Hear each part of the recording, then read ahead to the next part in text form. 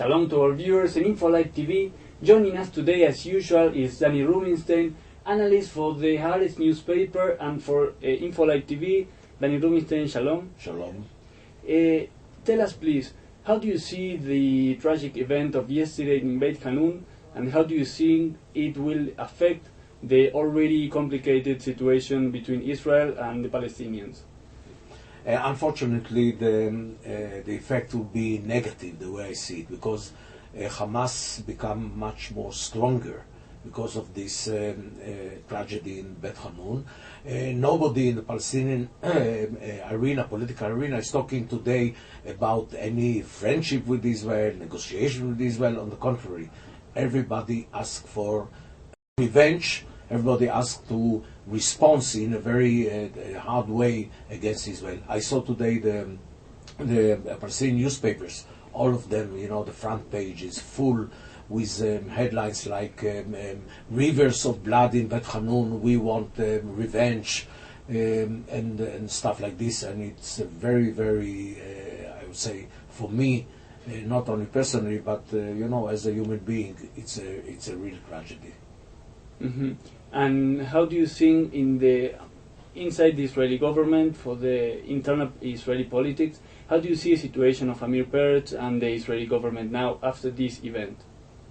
The government today of Israel is on a very solid basis. The coalition is wide, and one can say that the situation of the government in Israel is quite good. I don't think so. I think that Amir Peretz, up till now, he is in his office for a few months. On those few months, we saw only failures. We saw the war in Lebanon. We saw now what happened in Gaza. As a Minister of Defense, it's quite, I would say, it's quite not. Nobody can say that he didn't have luck. Of course he didn't have luck, but maybe he's not capable to do this job as a Minister of Defense. So there'll be a pressure. He has many opponents in his own party, so we will see that opposition to Amir Peretz will be much stronger, and maybe there'll be a change in the coalition, especially in the Labour Party. The Labour Party doesn't have today a real leadership, because Amir Peretz did not, I would say, deliver the goods of leadership. Mm-hmm. And I would say that we can expect some changes in the Labour Party. And now we see that the situation now between Israel and the Palestinians is very difficult, even more complicated. The military operation was meant to stop the launching of Qassam rockets to Israel, and now the military and the security situation is even worse. Which steps do you think Israel should do now to go out of this difficult situation? First of all, you're right. The rockets, it didn't stop the rockets. Once we are not there, there will be rockets. We have to remember that even after the reoccupation of Beit Hanún last week, the Palestinians continue to launch those rockets on Sderot. Well, I think that the real answer to this question is negotiation and ceasefire.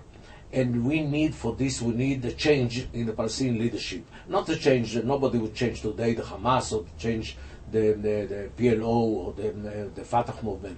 But the only chance for change is a unity government. And there are talks among them to establish a new government with experts. It will be a technocrats cabinet and not political one, with somebody who's a natural leader or figure as a prime minister.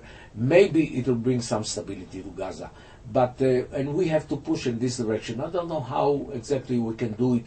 We can encourage some economic development in Gaza. We can pay them some of the money that we owe them. We can ask countries in the world, all the donors, to give them money, but it would happen only after the establishment of this unity government, of this new cabinet that would not be a Hamas government. The problem is that they cannot find a solution between themselves, because it depends also about one major question for us, and this is the releasing of Gilad Shalit, of our soldier that is captured there. Without Gilad Shalit, I don't see any progress. And the thing is that what is happening with the smuggling of weapons from Egypt to Gaza? Is it possible to stop it? It's possible to do everything in Gaza once you have a stable regime in Gaza. Now there's an anarchy there, there's chaos there. Once you have this chaos and anarchy, nobody can control nor the Hamas rockets, neither the smuggling of weapons through those tunnels. The only way to do it is to bring stability and some prosperity, economic prosperity in Gaza.